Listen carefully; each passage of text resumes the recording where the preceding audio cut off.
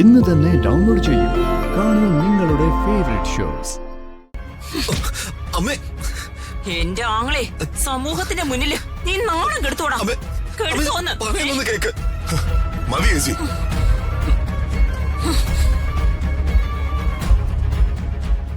എന്റെ നാശകാലത്ത് എന്റെ വയറ്റി വന്ന് പിറന്ന സർപ്പസന്തതി ഇവൻ എന്നെ കൊല്ലും. എടാ, നീ കാരണം ഞാൻ ആത്മഹത്യ ചെയ്യേണ്ടി വരും.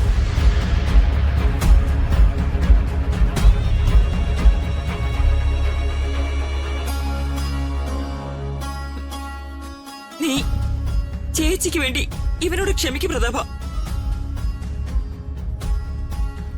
ഇനി ഇവന്റെ ഭാഗത്തുനിന്ന് ഇതുപോലൊരു തെറ്റുണ്ടായ ഇവന്റെ കൈയും കാലും തല്ലി ഒടിച്ച് ഇവിടെ ഒരു മൂലക്കിടും. കേറി പോടാത്ത് പോകാൻ.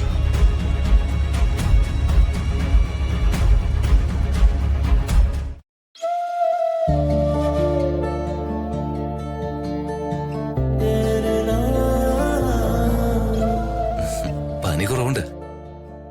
സന്തോഷം. എല്ലാ കാര്യത്തിലും എനിക്ക് വളരെ സന്തോഷമുള്ള ദിവസം ഇന്ന്. മാഡത്തെ ഇങ്ങനെ ക്ഷീണിച്ച് ഞാൻ കണ്ടിട്ടേ ഇല്ല. നാശം പിടിക്കാൻ ഓരോരോ പനി. വൈറലല്ലേ രാജു, പിന്നെന്തേം കഴിയും. എന്ത് വൈറലാണെങ്കിലും ഋതിക മാഡത്തെ ഉപദ്രവിക്കുന്നവനെ ഞാൻ വെറുതെ വിടില്ല.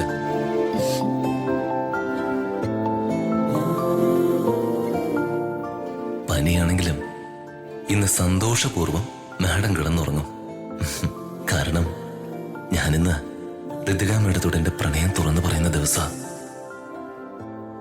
എന്താ രാജു? ഒന്നുമില്ല. മാഡം കിടന്നോ.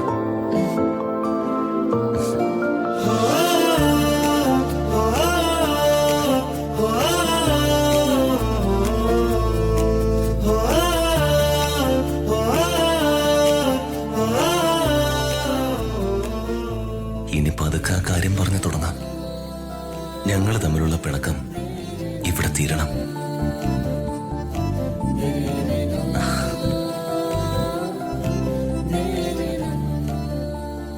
ഇന്നു മുതല് ഞങ്ങൾ പ്രണയിച്ച് പ്രണയിച്ച് ജീവിക്കും.